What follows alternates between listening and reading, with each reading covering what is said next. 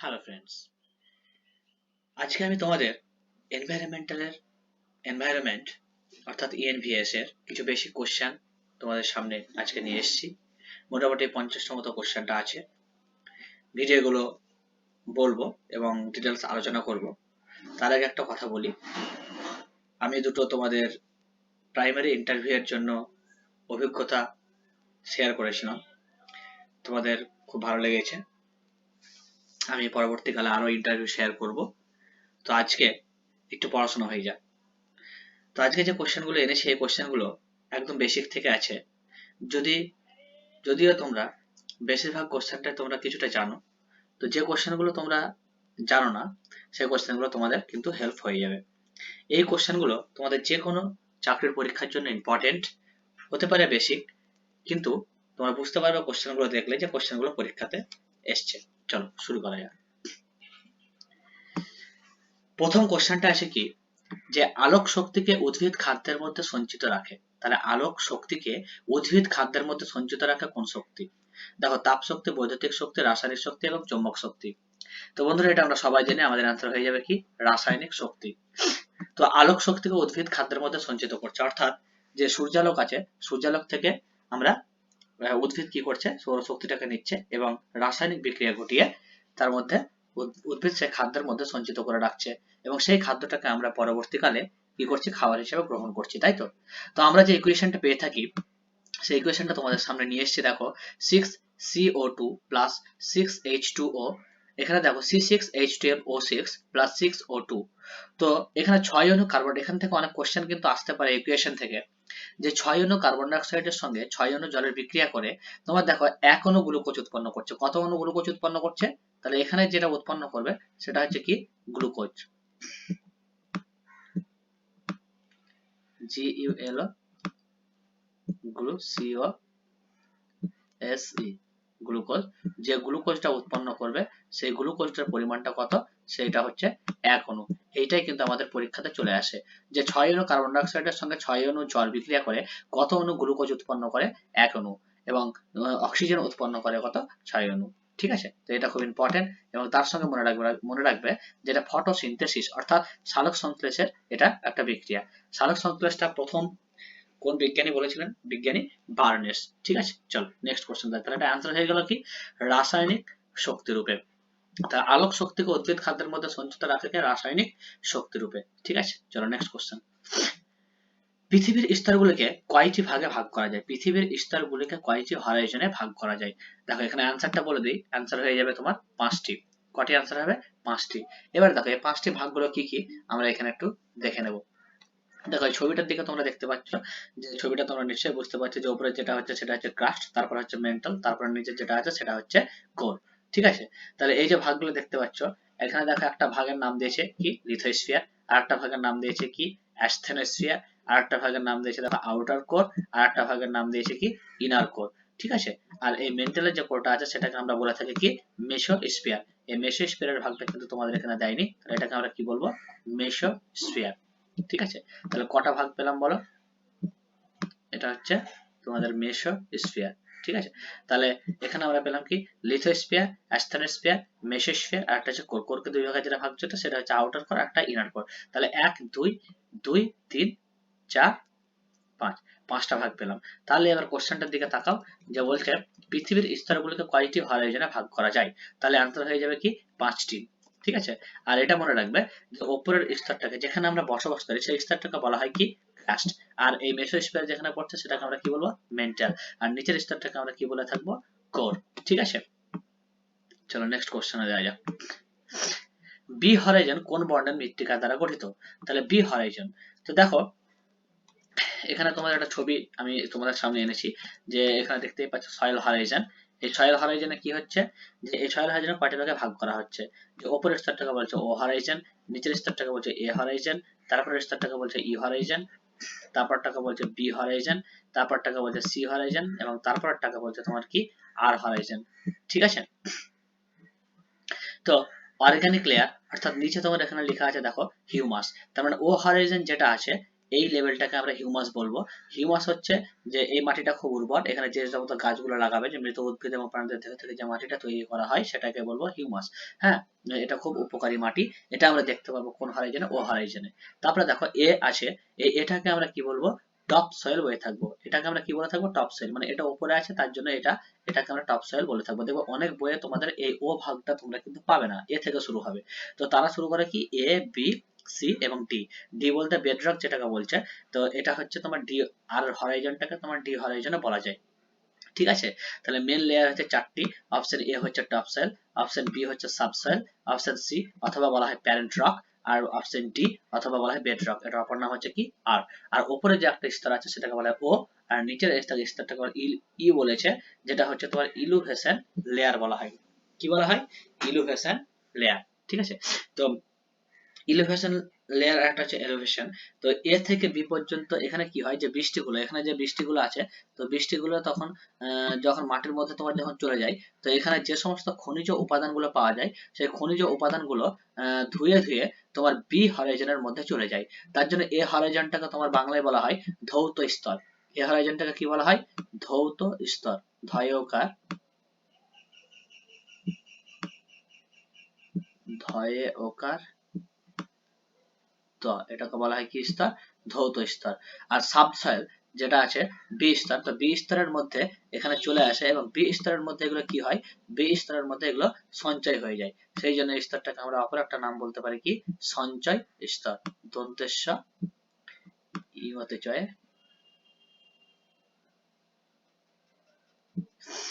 অন্ত্যেষ্ঠ, সঞ্চয় স্তর। তাহলে এই স্তরটার আবার নাম কি বললাম, সঞ্চয় স্তর। তাহলে এই স্তরটাকে আমরা বলবো ধৌত স্তর, বি স্তরটাকে বলবো সঞ্চয় স্তর।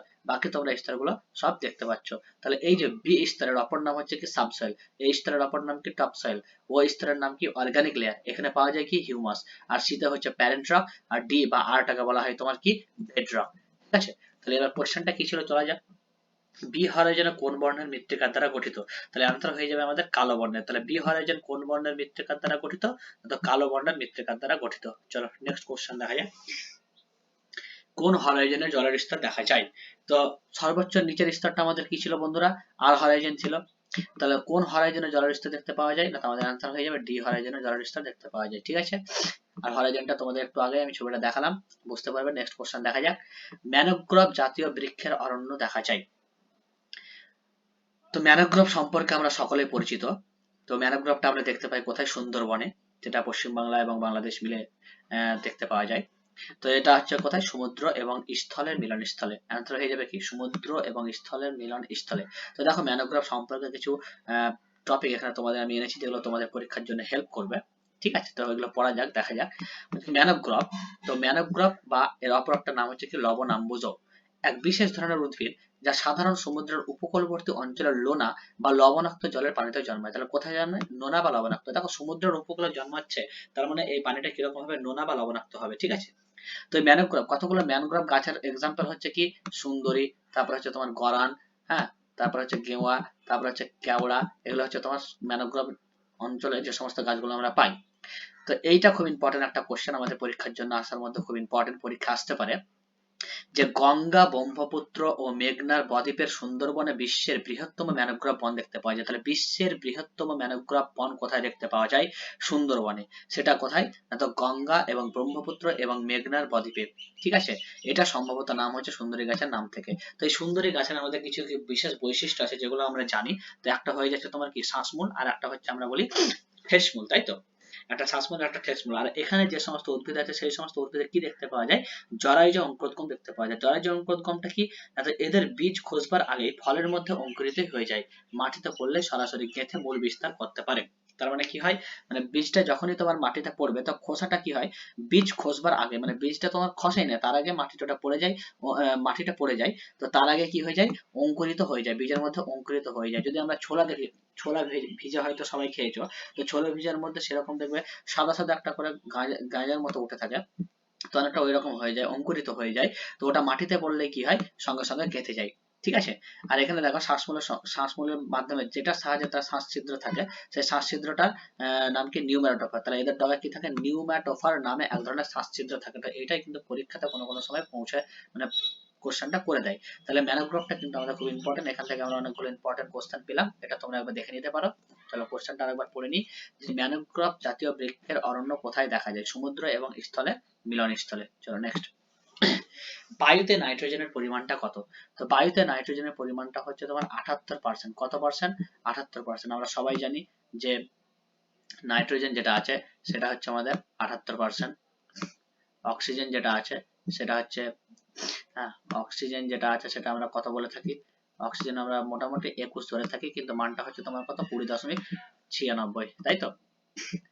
হ্যাঁ, তারপরে carbon die oxide CO2, carbon die oxide আমাদের কত হবে বলো? কার্বন ডাই অক্সাইড হচ্ছে 0.03%, এটা হচ্ছে আমাদের কার্বন ডাই অক্সাইড। ঠিক আছে, এই তিনটে কিন্তু মেন পরীক্ষাটা পুছে দেয়। তাহলে সব থেকে বেশি যে পরিমাণটা থাকে সেটা হচ্ছে নাইট্রোজেন 78%, তারপর সেকেন্ডে থাকে তোমার অক্সিজেন, তারপরে কার্বন ডাই অক্সাইডে থাকে তোমার কত? 0.03%। চলো নেক্সট কোশ্চেন দেখা যাক। বায়ুতে অক্সিজেনের পরিমাণ কত? দেখো এক্ষুনি আমরা বললাম যে বায়ুতে অক্সিজেনের পরিমাণ থাকে কত? 20। এখানে 20% আনসারটা দিয়েছে, তো আমরা বললাম কত? 21% থাকে, যেটা মান হচ্ছে 20.96। তো এখানে আমাদের আনসার নিয়ে নিতে হবে কত? 20%। নেক্সট কোশ্চেন, আমরা যে বায়বীয় স্তরে বাস করি তার নাম কি? তো দেখো আমাদের বায়ুর যে স্তর আছে সেই স্তরগুলো হচ্ছে মেন হচ্ছে 5টি। এখানে তোমরা ছবিতে দেখতে পাচ্ছ, একটা কি ট্রপোস্ফিয়ার, সেকেন্ডটা কি স্ট্র্যাটোস্ফিয়ার, থার্ডটা কি মেসোস্ফিয়ার, তারপরটা কি থার্মোস্ফিয়ার, আর তারপরে হচ্ছে তোমার কি এক্সোস্ফিয়ার। এখানে আমাদের যেটা ইম্পর্টেন্ট সেটা হচ্ছে স্ট্র্যাটোস্ফিয়ার। এই স্ট্র্যাটোস্ফিয়ারের মধ্যে আমরা যেটা দেখতে পাই সেখানে একটা কি স্তর দেখতে পাই? ওজোন স্তর দেখতে পাই। কোন স্তর? স্ট্র্যাটোস্ফিয়ারের মধ্যে আমরা ওজোন স্তর দেখতে পাই। ঠিক আছে, তো ওজোন স্তরটাকে কোনো কোনো বইয়ে আলাদা করে ভাগ দেওয়া থাকে। ঠিক আছে, তাহলে মেন স্তর হচ্ছে কিন্তু এই 5টে: troposphere, stratosphere, mesosphere, thermosphere, exosphere. কোথায় কি চলে একদম ছবি দিয়ে দেখো সুন্দর করে দেখে দিয়েছে, যে বিমান থেকে, প্যারাশুট থেকে এগুলো চলে কোথায়? ট্রপোস্ফিয়ার। জেট বিমান চলে কোথায়? স্ট্র্যাটোস্ফিয়ার। মেসোস্ফিয়ারে দেখো এই যে এগুলো উল্কাগুলো পড়ে যাচ্ছে, তো মেসোস্ফিয়ারে উল্কা পাটটা দেখতে পাওয়া যায় মেসোস্ফিয়ারে, কারণ উল্কাগুলো, জ্বলন্ত উল্কাগুলো যখন তোমার আসে স্পেস থেকে, তখন সেগুলো কি হয়? মেসোস্ফিয়ারে এসে শীতল হয়ে যায়। কারণ মেসোস্ফিয়ারের টেম্পারেচার যেটা থাকে, তোমরা টেম্পারেচার গুলো দেখতে পাচ্ছ, ট্রপোস্ফিয়ারের টেম্পারেচার 15 ডিগ্রি থেকে -56.5 ডিগ্রি সেন্টিগ্রেড। কারণ যত উপরের দিকে যাই তত টেম্পারেচার, যত উপরের দিকে যাওয়া যাবে ট্রপোস্ফিয়ারে, তত আমাদের টেম্পারেচারের পরিমাণটা কি থাকবে? কমতে থাকবে। এখানে যে টেম্পারেচারের পরিমাণটা কমে যায় সেটার মান হচ্ছে তোমার কত?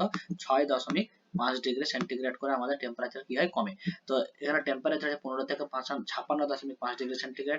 স্ট্র্যাটোস্ফিয়ারের টেম্পারেচার 56 থেকে 2, এটা হচ্ছে 2.5 থেকে 86। এগুলো সব মাইনাস লাগা আছে, আগে দেখতে পাবে। এটা হচ্ছে থার্মোস্ফিয়ার প্রায় 1200 ডিগ্রি, এক্সোস্ফিয়ার হচ্ছে 1200 ডিগ্রির উপরে। ঠিক আছে, এক্সোস্ফিয়ার হচ্ছে 1200 ডিগ্রির উপরে টেম্পারেচার এখানে দেখতে পাওয়া যায়। আর এখানে দেখো কিলোমিটার গুলো দিয়েছে। ট্রপোস্ফিয়ার কিলোমিটার আছে 0 থেকে 18 কিলোমিটার। তারপর এটা হচ্ছে তোমার 18 থেকে 50 হবে, এখানে 11 করে দিয়েছে, এটা হবে কত? 18 থেকে 50 কিলোমিটার পর্যন্ত। তারপর দেখো 50 থেকে 80 কিলোমিটার পর্যন্ত, 80 থেকে 800 কিলোমিটার পর্যন্ত, তারপর 800 থেকে 3000 কিলোমিটার পর্যন্ত। ঠিক আছে, এগুলো হচ্ছে কিলোমিটার। কোথায় কি চলে ছবি দিয়ে খুব সুন্দরভাবে বুঝিয়ে দিয়েছে। শুধু একটা জিনিস মনে রাখবে, স্ট্র্যাটোস্ফিয়ারের মধ্যে যে স্তরটা থাকে সেই স্তরটার নাম হচ্ছে ওজোন স্তর, যার সংকেত হচ্ছে O3। আর ট্রপোস্ফিয়ারে আমরা বসবাস করি এবং এই স্তরটাকে বলা হয় কি? ক্ষুদ্র মণ্ডল। আর স্ট্র্যাটোস্ফিয়ারটাকে বলা হয় কি? শান্ত মণ্ডল। তাহলে আমরা যে বায়বীয় স্তরে বসবাস করি তার নাম হয়ে যাবে কি? ট্রপোস্ফিয়ার। তাহলে আমরা কোন স্তরে বসবাস করি? ট্রপোস্ফিয়ারে আমরা বসবাস করি। ঠিক আছে, চলো নেক্সট কোশ্চেন। ট্রপোস্ফিয়ারে প্রতি কিলোমিটার উচ্চতায় তাপমাত্রা হ্রাস পায়। ট্রপোস্ফিয়ারে প্রতি কিলোমিটার উচ্চতায় তাপমাত্রা হ্রাস পায় কত?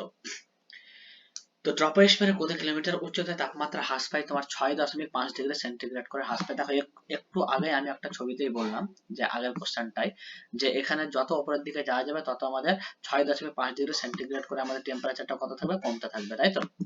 তাহলে দেখো নেক্সট কোশ্চেন কিন্তু ওটাই দিয়েছে, যে ট্রপোস্ফিয়ারে প্রতি কিলোমিটার উচ্চতায় তাপমাত্রা হ্রাস পায় কত? 6.5 ডিগ্রি সেন্টিগ্রেড। চলো নেক্সট কোশ্চেন দেখা যাক। পৃথিবীতে উপস্থিত মোট জলের শতকরা ভাগ সমুদ্রতে অবস্থিত, মানে কত ভাগ সমুদ্রে অবস্থিত? তো সমুদ্রের মধ্যে যেটা অবস্থিত পৃথিবীর মধ্যে সেটা হচ্ছে আমরা সবাই জানি 97%। বাকি থাকছে আমাদের 3%, সেই 3% জলটা হচ্ছে আমাদের কি জল? স্বাদু জল। এবারে 3% এর মধ্যে যে জলটা আমরা পানীয় হিসাবে ব্যবহার করি সেই জলটা হচ্ছে কত? মোটামুটি 2% তোমার মেরু প্রদেশে বরফ হয়ে জমা থাকে। আর 1% জলটা আমরা কি করি? 1% জলটা আমরা পানীয় হিসাবে গ্রহণ করি। ঠিক আছে, তাহলে কি বললাম, যে 97 থাকে তোমার সমুদ্র, 3% যেটা থাকে সেটা হচ্ছে তোমার স্বাদু জল, যেটাকে বলতে পারো, মানে যে জলটা আমরা ব্যবহার করি, ঠিক আছে। স্বাদু জল, স্বাদু জলের পরিমাণ হচ্ছে 3%। এই 3%-এর মধ্যে 2% তোমার যেটা থাকে সেটা হচ্ছে মেরু প্রদেশের মধ্যে বরফ হয়ে থাকে, ঠিক আছে। এটা এখন তোমার বিশ্ব উষ্ণায়নের ফলে কি হচ্ছে, বিশ্ব উষ্ণায়নের ফলে তোমার এটা আস্তে আস্তে গলে যাচ্ছে এবং এটা আমাদের ভয়ঙ্কর পরিস্থিতির দিকে যাচ্ছে। আর 1% যেটা আমরা ব্যবহার করি সেটা আমরা ওয়াটার হিসেবে ব্যবহার করি। তাহলে আমরা পৃথিবীতে শুধুমাত্র সামান্য 1% জলের মধ্যে আমরা কিন্তু সবাই বেঁচে আছি, আর সেই জলটাও কিন্তু এখন আমরা কি করছি, আস্তে আস্তে নষ্ট করে দিচ্ছি, তাই তো। তাহলে ভবিষ্যতে কিন্তু আমাদের বিশাল একটা দশা হয়ে যাবে, তাই জল বাঁচাতে শেখো। ওকে, চলো নেক্সট কোশ্চেন। সামুদ্রিক জলের লবণাক্ত কত? সামুদ্রিক জলের লবণাক্তের পরিমাণ হলো, এটা সবাই জানো, 35 parts per thousand. 35 parts per thousand, 3.5 নয় কিন্তু। ওকে, অবশিষ্ট মৃত্তিকা কাকে বলে? তো অবশিষ্ট মৃত্তিকা হয়ে যাবে যে মৃত্তিকা মাত্র প্রস্তর খণ্ডের উপরে উৎপন্ন হয়। অবশিষ্ট মানে বুঝতে পারছি যেটা তোমার অবশিষ্ট হিসাবে পড়ে থাকে, মানে এক্সেস যেটাকে বলা হয়। তো যে মৃত্তিকা মাত্র প্রস্তর খণ্ডের উপরে উৎপন্ন হয় সেটাকে আমরা কি বলবো, অবশিষ্ট মৃত্তিকা। চলো নেক্সট কোশ্চেন দেখা যাক। কোন মাটিতে বালি ও পলির পরিমাণ প্রায় সমান সমান থাকে? তো এখানে আমরা ভুল করে দিই, দেখো দোআঁশ মাটিতে কাদা বালি পলি সমস্ত কিছু পরিমাণটা সমান থাকে কোথায়, দোআঁশ মাটিতে। আর এখানে বলেছে বালি এবং পলির পরিমাণ সমান থাকে, তাহলে এখানে হয়ে যাবে কি পলি মাটি, আনসার হয়ে যাবে কি পলি মাটি, ঠিক আছে। Next question. মহাদ্রাবক বা ইউনিভার্সাল সলভেন্ট কাকে বলে? মহাদ্রাবক বা ইউনিভার্সাল সলভেন্টটা হচ্ছে, এটা আমরা সবাই জানি যে জলের মধ্যে সমস্ত কিছু কি হয়ে যায়, গলে যায়, তার জন্য জলকে আমরা বলে থাকি কি মহাদ্রাবক বা ইউনিভার্সাল সলভেন্ট। নেক্সট কোশ্চেন দেখা যাক। বায়ুতে উপস্থিত জলের আর্দ্রতা মাপা হয় নিম্নলিখিত যন্ত্রে। তো কোন যন্ত্রের সাহায্যে আমরা জলের আর্দ্রতা মাপতে পারি, কোন যন্ত্রের সাহায্যে? দেখো অ্যামমিটার, ভোল্টমিটার, ল্যাক্টোমিটার, এগুলো একটাও হবে না, অ্যান্সার হয়ে যাবে কি হাইগ্রোমিটার। তাহলে জলের আর্দ্রতা মাপা যায় কোন যন্ত্রের সাহায্যে, হাইগ্রোমিটার যন্ত্রের সাহায্যে। নেক্সট কোশ্চেন দেখা যাক। জৈব যৌগের মধ্যে নিম্নলিখিত মৌলগুলির প্রাধান্য দেখা যায়।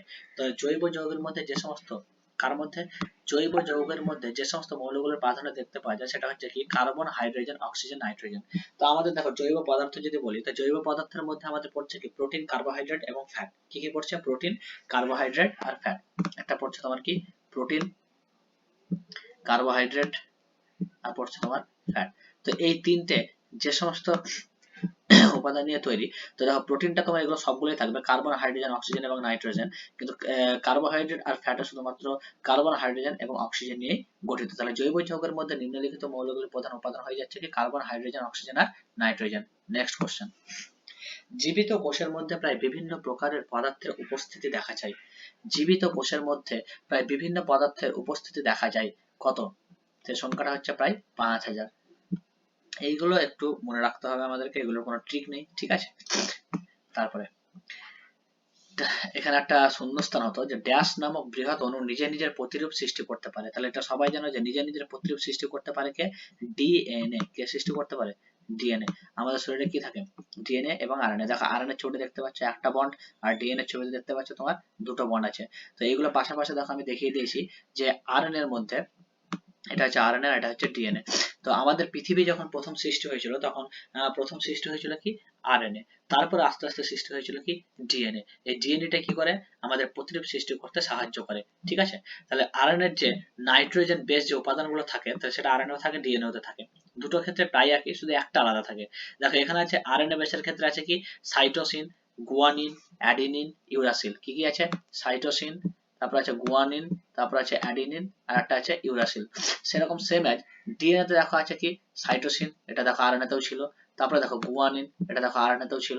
তারপরে দেখো অ্যাডিনিন, এটা দেখো আরএনএ তেও ছিল, কিন্তু এখানে আছে ডিএনএ তে আছে কি থিয়ামিন। তাহলে আরএনএ তে আছে তোমার ইউরাসিল, আর ডিএনএ তে আছে কি থিয়ামিন, ঠিক আছে। তাহলে মনে রাখবে যে নিজের প্রতিরূপ সৃষ্টি করতে পারে, এটা ডুপ্লিকেট সৃষ্টি করতে পারে কে, ডিএনএ। Next question. সমস্ত নির্দেশের গুদামঘর বলে।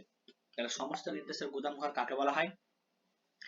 সমস্ত নির্দেশের গুদামঘর বলা হয়, তাকে একটু আগে বললাম গুদামঘর কাকে বলে, যে ঘরের মধ্যে আমাদের সমস্ত কিছু মালটাল সমস্ত কিছু ভরে রাখে তাকে তো আমরা গুদামঘর বলি।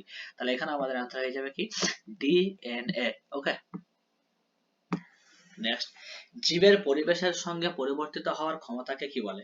তাহলে জীবের পরিবেশের সঙ্গে পরিবর্তিত হওয়ার ক্ষমতাকে বলা হয় অভিযোজন।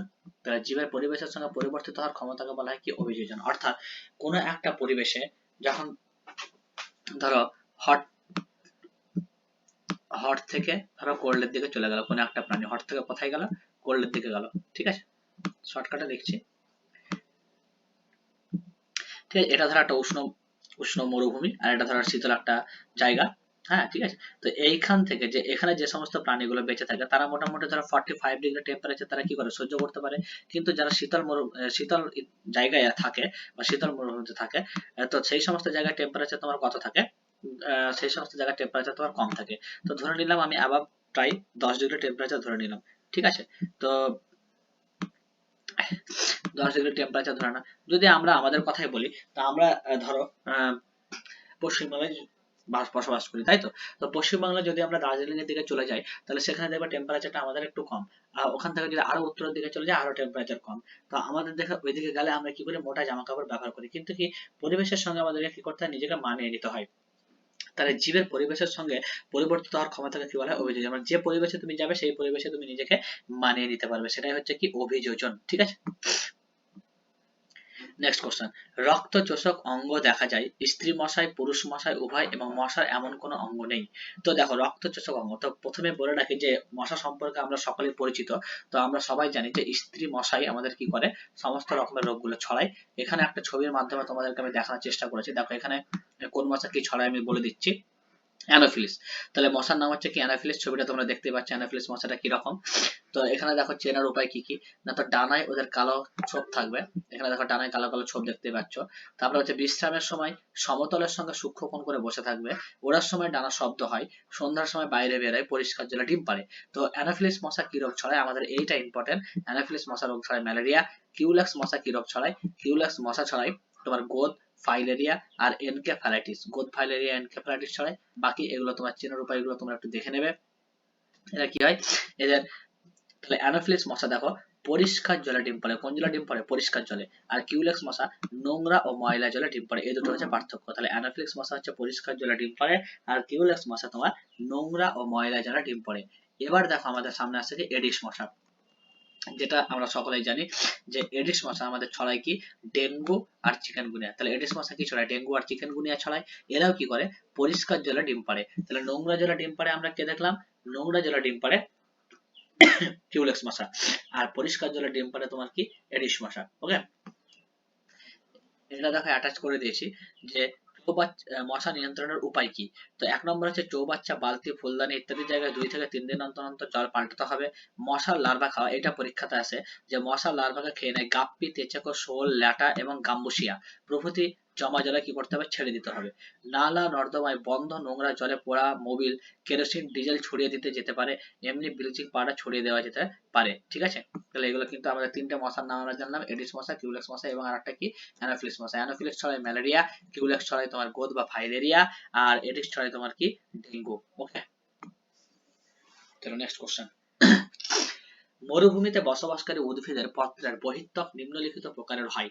তাহলে মরুভূমিতে যে সমস্ত উদ্ভিদগুলো জন্মায় সেগুলো আমরা সবাই জানি যে ক্যাকটাস জাতীয় উদ্ভিদগুলোই জন্মায়। সেই সমস্ত গাছের কাঁটা থাকে, পাতাগুলো থাকে না, তার কারণ হচ্ছে কি, পাতা থাকলে সেই সমস্ত গাছের জলগুলো বাষ্প হয়ে যেত, গাছগুলো মারা যেত। কারণ এমনিতেই মরুভূমিতে তোমার কি জলের পরিমাণটা কম থাকে, তাই তো।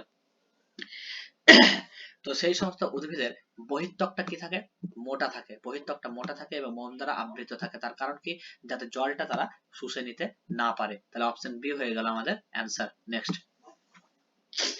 1997 সালে পরিবেশের উপর রাষ্ট্রসংঘের সভা আয়োজিত হয় কোথায়। দেখো অপশন এ হচ্ছে রিও শহরে, অপশন বি সান ফ্রান্সিসকো শহরে, জেনেভা শহরে, কিয়োটো শহরে। এটা খুব ইম্পর্টেন্ট একটা কোশ্চেন বন্ধুরা, যে 1997 সালে হ্যাঁ কি চুক্তি হয়েছিল, না তো কিয়োটো শহরে আমাদের কিয়োটো প্রোটোকল হয়েছিল। কি হয়েছিল, কিয়োটো প্রোটোকল। কোন শহরে হয়েছিল, কিয়োটো শহরে। কত খ্রিস্টাব্দে হয়েছিল, 1997। দেখো আমি তোমাদের সামনে কিছু কিয়োটো প্রোটোকলের তথ্য এখানে এনেছি। The Kyoto protocol was international treaty which extended, তাহলে কিয়োটো প্রোটোকল হচ্ছে একটা ইন্টারন্যাশনাল ট্রিটি মানে হচ্ছে চুক্তি, ইন্টারন্যাশনাল চুক্তি হুইচ এক্সটেন্ডেড যেটা বর্ধিত করা হয় বা বলা হয় ইন 1992, কত খ্রিস্টাব্দে সেটা নিয়ে আলোচনা করা হয়েছিল, 1992 সালে ফার্স্ট এটা নিয়ে আলোচনা করা হয়েছিল। কোথায় আলোচনা করা হয়েছিল, দেখো ফুল ফর্মটা এখানে আমি লিখে দিয়েছি, ইউনিসেফ, ইউএন ইউএনএফসিসিসি অর্থাৎ United Nations Framework Convention on Climate change, এটা একটা সংস্থা। ক্লাইমেট চেঞ্জ মানে জলবায়ু যে সমস্ত পরিবর্তন, জলবায়ু পরিবর্তনটা কেন হচ্ছে এই সমস্ত নিয়ে তারা এখানে আলোচনা করে। নামটা কি? United Nations Framework Convention on Climate Change, মনে রাখবে। Okay, that commits state parties to reduce greenhouse gas. দেখো যে পয়েন্টগুলো ইম্পর্টেন্ট সেগুলো কিন্তু আমি দেখো হলুদ মার্ক করে দিয়েছি, এগুলো তোমাদের পরীক্ষাতে দরকার, ঠিক আছে। তাহলে কিয়োটো প্রোটোকলের মেন উদ্দেশ্য কি ছিল? মেন উদ্দেশ্য ছিল two reduce greenhouse gas emission, মানে আমাদের যে গ্রিনহাউস গ্যাসটা নির্গমন হচ্ছে সেটাকে একটু রিডিউস করে দেওয়া, মানে কমিয়ে দেওয়া। কারণ এটা যদি না কমায় তাহলে আমাদের কি হচ্ছে, দিনের পর দিন আমাদের গ্লোবাল ওয়ার্মিং বেড়ে যাচ্ছে। Best one the scientific conscious that global warming is occurring and that human made carbon die oxide emission R driving ইট। তাহলে গ্লোবাল ওয়ার্মিং জন্য দায়ী কি? আমাদের কার্বন ডাই অক্সাইড। তাহলে যদি প্রশ্ন করে যে কিয়োটো প্রোটোকল কোথায় হয়েছিল, তো এই পয়েন্টটা মোস্ট কিন্তু ইম্পর্টেন্ট, মনে রাখবে। The Kyoto protocol was adopted in Kyoto, Japan. তাহলে কিয়োটো শহরটা কোথায় অবস্থিত? তোমার জাপানে অবস্থিত। এটা হয়েছিল 11ই ডিসেম্বর 1997 সালে, ঠিক আছে। এবং এটা এন্টার ইনটু ফোর্স, মানে এটা কার্যকরী হয়েছিল তোমার 16ই ফেব্রুয়ারি 2005 সালে। তাহলে এটা কার্যকরী হয়েছিল, তাহলে এটা মানে মানে এটা অ্যাডপ্টেড করা হয়েছিল, মানে প্রস্তাবিত করা হয়েছিল 1997 সালে 11 ডিসেম্বর এবং সেটা লাগু করা হয়েছিল 2005 সালে 16ই ফেব্রুয়ারি। কোথায় হয়েছিল? জাপানের কিয়োটো শহরে। কিসের জন্য হয়েছিল? উদ্দেশ্য কি? Two reduce greenhouse gas emission, অর্থাৎ কার্বন ডাইঅক্সাইড গ্যাসকে কমানোর জন্য, ঠিক আছে। চলো, তাহলে কোশ্চেনটা কি ছিল? যে 1997 সালে পরিবেশের উপর রাষ্ট্রসংঘের সভা আয়োজিত হয় কোথায়? আমাদের অ্যান্সার হয়ে যাবে কি? কিয়োটো শহরে। চলো নেক্সট কোশ্চেন দেখা যাক। বর্তমানে পৃথিবীতে লক্ষ্য জীব প্রজাতি শনাক্ত হয়েছে প্রায় কত পার্সেন্ট? এগুলো সব পার্সেন্টেজ আছে, ঠিক আছে। তাহলে আমাদের হয়ে যাবে কি 15%। ওকে, অ্যান্সার হয়ে যাবে কি 15%। অর্থাৎ পৃথিবীতে যতগুলো জীব প্রজাতি আছে সমস্ত জীব প্রজাতির আমরা শুধুমাত্র 15% ওনার নামগুলো জানতে পেরেছি। বাকি যতগুলো আছে এখনো পর্যন্ত প্রাণীগুলোর আমাদের নাম জানা হয়নি, শুধুমাত্র জানতে পেরেছি কত পার্সেন্ট? 15%। মানে কতগুলো প্রাণী আছে একবার আন্দাজ করুন। নেক্সট কোশ্চেন, এটা আমরা সকলেই জানি, খুব একটা সহজ কোশ্চেন, যে পৃথিবীর বর্তমানে জনসংখ্যা প্রায় কত কোটি? এখন পৃথিবীতে জনসংখ্যা 2024 অনুসারে প্রায় চলে গেছে তোমার 795 কোটি, 800 কাছাকাছি প্রায় চলে গেছে, ঠিক আছে। অম্লবৃষ্টির জন্য নিম্নলিখিত কোন গ্যাসগুলো দায়ী? তো অম্লবৃষ্টির জন্য যে সমস্ত গ্যাসগুলো দায়ী সেটা হচ্ছে SO2 এবং NO2, মানে হচ্ছে অপশন এ তোমার হয়ে যাচ্ছে অ্যান্সার, SO2 এবং NO2। ওকে, চলো নেক্সট কোশ্চেন। মনুষ্য নির্মিত পরিবেশের নাম কি? মানুষ যেখানে বসবাস করে, তো মনুষ্য নির্মিত পরিবেশের নাম হচ্ছে তোমার কি? অপশন এ টেকনোস্ফিয়ার হয়ে যাবে আমাদের অ্যান্সার। মনুষ্য নির্মিত পরিবেশের নাম হচ্ছে কি? টেকনোস্ফিয়ার। নেক্সট কোশ্চেন দেখা যাক।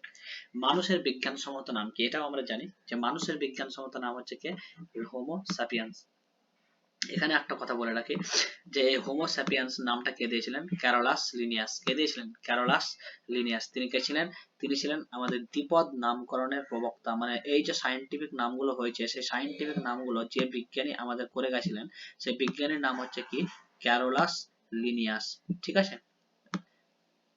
তো তার একটা বইয়ের নাম হচ্ছে কি? সিস্টেমা ন্যাচুইরি। তার একটা বইয়ের নাম কি? সিস্টেমা ন্যাচুইরি। সেই বইটাতে প্রাণীবিজ্ঞানের যতগুলো নাম আছে সেই সমস্ত নামগুলো তিনি বলে গেছিলেন, তাই তাকে বলা হয় কি?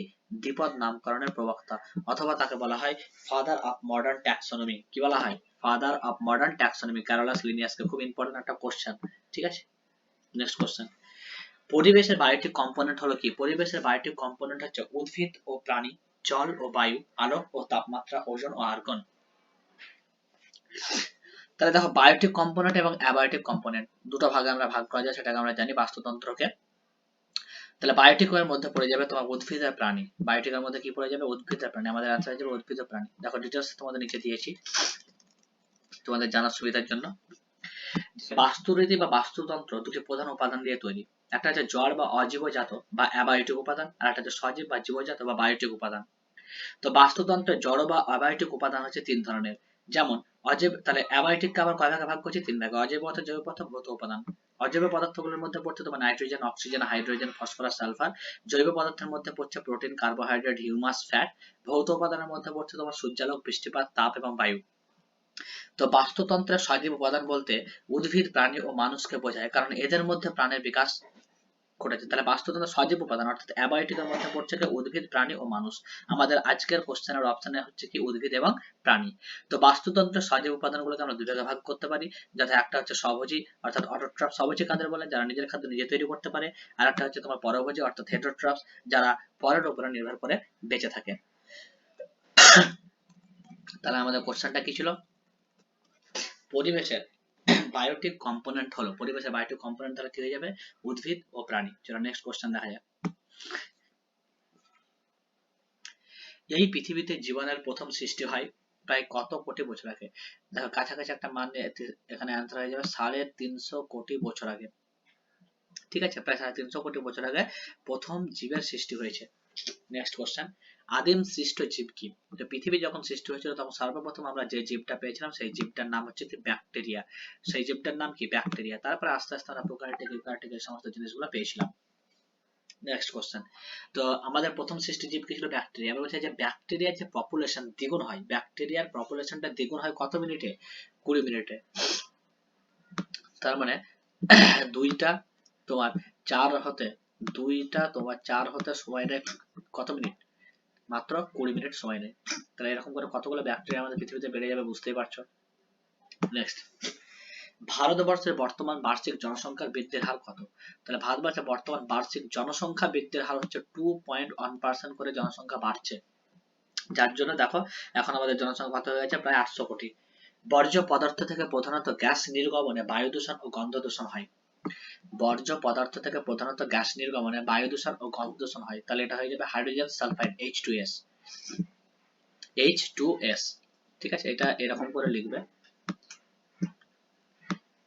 মানে এটা একটু গন্ডগোল হয়ে গেছে, লেখাটা হয়নি ঠিকঠাক। ঠিক আছে, এটা হয়ে যাবে H2S হাইড্রোজেন সালফাইড। ওকে, এরকম হবে সংকেতটা। ওকে, চলো নেক্সট কোশ্চেন। হিমালয় সৃষ্টি হয় প্রায়, দেখো এগুলো মনে রাখতে হবে, হিমালয় সৃষ্টি হয় প্রায় 5 কোটি বছর আগে। কত কোটি বছর আগে? 5 কোটি বছর আগে। জীবহীন নতুন ভূখণ্ড উদ্ভিদ ও প্রাণীর বিস্তারকে বলা হয় কি? জীবহীন নতুন ভূখণ্ড উদ্ভিদ ও প্রাণীর বিস্তারকে বলা হয় সাকসেশন। জীবহীন নতুন ভূখণ্ড উদ্ভিদ ও প্রাণীর বিস্তারকে বলা হয় সাকসেশন। ঠিক আছে, চলো নেক্সট কোশ্চেন। লাইকেন কি? লাইকেন হলো শৈবাল এবং ছত্রাকের মিথজীবিতা। তাহলে শৈবাল আর ছত্রাকের মিথজীবিতার নাম কি হচ্ছে? লাইকেন। তাহলে লাইকেন হলো শৈবাল ও ছত্রাকের মিথজীবিতা। এটা খুব ইম্পর্টেন্ট কোশ্চেন, পরীক্ষাতে হামেশাই কিন্তু এই কোশ্চেনটা আসে, মনে রাখবে। পরিবেশ হাইড্রোস্ফিয়ার গঠিত। পরিবেশের হাইড্রোস্ফিয়ার, দেখো হাইড্রো মানে আমাদের মাথায় চলে আসে কি জল, তাহলে পরিবেশের হাইড্রোস্ফিয়ার দ্বারা গঠিত কি জল দ্বারা গঠিত। ওকে, তাহলে অ্যান্সার হয়ে যাবে কি অপশন এ। নেক্সট কোশ্চেন দেখা যাক। পৃথিবী পৃষ্ঠ থেকে বায়োস্ফিয়ার অর্থাৎ অ্যাটমসফিয়ারের উচ্চতা কত? তাহলে এটা হয়ে যাবে আমাদের 1600 কিলোমিটার। অ্যান্সার হয়ে যাবে অপশন ডি। চলো নেক্সট কোশ্চেন দেখা যাক। পৃথিবীতে কোন জাতীয় প্রাণীর সংখ্যা অত্যন্ত দ্রুত হারে কমছে? তাহলে দেখো অত্যন্ত দ্রুত হারে পৃথিবীতে কোন প্রাণীর সংখ্যা কমছে না? পাখির সংখ্যাটা কিন্তু কমে যাচ্ছে। দেখো আগে যে চড়ুই পাখি ছিল, এখন চড়ুই পাখি মাটির বাড়িগুলো উঠে যাওয়ার ফলে চড়ুই পাখি এখন প্রায় কমেই যাচ্ছে, তাদের বাসস্থানের অভাব। ঠিক আছে, আর সব থেকে বড় যেটা সেটা হচ্ছে আমাদের টাওয়ার, মানে এই যে 2G 3G 4G 5G যেগুলো উঠছে সেগুলোর জন্য আমাদের পাখির সংখ্যা দ্রুত হারে কি হচ্ছে কমে যাচ্ছে। নেক্সট কোশ্চেন দেখা যাক। নিচের কোনটি অজীব উপাদান? নিচের কোনটি অজীব উপাদান? তাহলে অজীব উপাদান এটা খুবই সোজা কোশ্চেন, অ্যান্সার হয়ে যাবে কি জল। চলো নেক্সট। নিচের কোনটি মানুষ্য সৃষ্ট বিপর্যয় উদাহরণ, মানে মানুষের দ্বারা সৃষ্টি হয়েছে কোনটি? তো দেখো অপশন এ দিয়েছে মিনামাটা গ্যাস দুর্ঘটনা, ভোপাল গ্যাস দুর্ঘটনা, MIC গ্যাস দুর্ঘটনা, এবং এদের কোনোটাই নয়। তো দেখো ভোপাল গ্যাস দুর্ঘটনা এবং MIC এই দুটো কিন্তু একে অপরের সঙ্গে জড়িত, কিন্তু যেহেতু আমাদের কোশ্চেন করেছে মানুষ্য সৃষ্ট বিপর্যয়, তা আমাদের অ্যান্সার বেছে নিতে হবে কিন্তু ভোপাল গ্যাস দুর্ঘটনা। কারণ হচ্ছে MIC যেটা ঘটে সেটা হচ্ছে ভোপাল গ্যাস দুর্ঘটনার ফলাফল। ভোপাল গ্যাস দুর্ঘটনা কেন হয়েছিল? তো MIC এর ফলে হয়েছিল, কিন্তু মানুষ্য সৃষ্ট বিপর্যয়টা হচ্ছে কি ভোপাল গ্যাস দুর্ঘটনা। ওকে, ভোপাল গ্যাসের সম্পর্কে কিছু ইম্পর্টেন্ট এখানে তোমাদের দিয়েছি, কি আছে দেখো। The Bhopal disaster or Bhopal gas tragedy was a chemical accident on the night of 2 থেকে 3 ডিসেম্বর মানে মধ্যরাতে হয়েছিল, এবং কখন হয়েছিল সেটা জানা না বলে 2 থেকে 3 ডিসেম্বর বলে দিয়েছে 1984 সালটা মনে রাখবে। ভোপাল গ্যাস দুর্ঘটনা হয়েছিল কত সালে? 1984 সালে রাত্রেবেলায় 2 থেকে 3 December. Are the union carbide Indian limited কোথা থেকে নির্গত হয়েছিল এমআইসি গাছটা? Union carbide Indian limited. Pesticide plant in Bhopal, যেটা ছিল ভোপালে হয়েছিল। ভোপালটা কোথায় অবস্থিত? মধ্যপ্রদেশে অবস্থিত। ঠিক আছে, কি বলছে দেখো, কোন গ্যাস দায়ী? মিথাইল আইসোসায়ানেট এর জন্য দায়ী, যেটা বলছিলাম এমআইসি। এই এমআইসি এর ফুল ফর্ম হচ্ছে কি? Methyl isocyanate. তো হচ্ছে more than 40 tonnes of methyl isocyanate gas leaked from a pesticide plant in Bhopal. তাহলে যদি বলে ভোপাল গ্যাস দুর্ঘটনা কোথায় হয়েছিল? মধ্যপ্রদেশে। কত তারিখে হয়েছিল? 1984 সালে। কার ফলে হয়েছিল? মিথাইল আইসোসায়ানেটের ফলে। চলো নেক্সট কোশ্চেন দেখা যাক। এমআইসি এর পুরো নাম কি? দেখো এটাই দিয়ে দিয়েছে, তাহলে আমাদের আনসার হয়ে যাবে কি? Methyl isocyanate. এক্ষুনি আলোচনা করলাম। নেক্সট কোশ্চেন, ভোপাল গ্যাস দুর্ঘটনার জন্য কোন গ্যাস দায়ী? তো দেখো এক্ষুনি এটা বললাম যে ভোপাল গ্যাস দুর্ঘটনার জন্য কোন গ্যাস দায়ী? এমআইসি, যার ফুল ফর্ম হচ্ছে কি? এমআইসি। নেক্সট, চেরনোবিল দুর্ঘটনা কবে ঘটে? দেখো ভোপাল চেরনোবিল দুর্ঘটনা এটা হয়েছিল 1986 সালে 26শে এপ্রিল। ঠিক আছে, ইউক্রেন শহরে চেরনোবিল দুর্ঘটনাটা হয়েছিল। কোন শহরে হয়েছিল? ইউক্রেন শহরে, 1986 সালে 26শে এপ্রিল। কত সালে প্রথম মিনামাটা রোগ দেখতে পাওয়া যায়? মিনামাটা রোগ দেখতে পাওয়া যায় 1955 সালে। ঠিক আছে, মিনামাটা শহরে দেখা গেছিল। এটার জন্য দায়ী হচ্ছে তোমার কি? এইচ জি, মানে পারদ। পারদের সংকেত হচ্ছে কি? H G. পারদের সংকেত হচ্ছে এইচ জি। তো পারদ দূষণের ফলে এই মিনামাটা রোগটা হয়েছিল। কোন শহরে হয়েছিল? মিনামাটা শহরে হয়েছিল 1955 সালে। ঠিক আছে, কোন জীবহীন স্থানে প্রথম প্রতিষ্ঠিত প্রজাতিকে কি বলে? প্রথম প্রতিষ্ঠিত প্রজাতিকে বলা হয় পাইওনিয়ার। কি বলে? পাইওনিয়ার। তাহলে অপশন এ হয়ে গেল আমাদের অ্যান্সার। ঠিক আছে, চলো নেক্সট কোশ্চেন দেখা যাক। পশ্চিম প্রশান্ত মহাসাগরের ঘূর্ণবাদ কি কি বলে? পশ্চিম প্রশান্ত মহাসাগরের ঘূর্ণবাদকে বলা হয় তোমার টাইফুন। পশ্চিম প্রশান্ত মহাসাগরের ঘূর্ণবাদকে কি বলা হয়? টাইফুন। নেক্সট কোশ্চেন, নিচের কোনটি জীবন্ত আগ্নেয়গিরি? জীবন্ত আগ্নেয়গিরির নাম হচ্ছে ব্যারেন। আর আরো অনেকগুলো জীবন্ত আগ্নেয়গিরি আছে যেটাকে বলা হয় অ্যাক্টিভ ভলকানো। নামগুলো দেখো দিয়ে দিয়েছি। মাউন্ট ইটানা ইন ইউরোপে অবস্থিত। কিলাউই বা কিউই বলা হয় এটাকে, প্যাসিফিক আইসল্যান্ডে অবস্থিত। তারপর হচ্ছে ইরাবোস, এটা অবস্থিত অ্যান্টার্কটিকায়। তারপর হচ্ছে মিরাপি, এটা অবস্থিত হচ্ছে এশিয়াতে। একটা হচ্ছে রিভেন্টাডর ইন সাউথ আমেরিকাতে। Mount Rainier in North America and Nyamuragira, এটা অবস্থিত আফ্রিকা। তাহলে কোনটা কখন পরীক্ষা দিয়ে দেবে আমাদের বলা মুশকিল, তাই এগুলো তোমাদের এক জায়গায় করে দিয়েছি যাতে তোমাদের নামগুলো পড়তে সুবিধা হয় এবং বুঝতেও সুবিধা হয়। ঠিক আছে, আশা করি ভিডিওটা তোমাদের ভালো লাগবে। যদি ভালো লাগে তো লাইক এবং সাবস্ক্রাইব এবং শেয়ার করে থাকবে। খুব ভালো থেকো।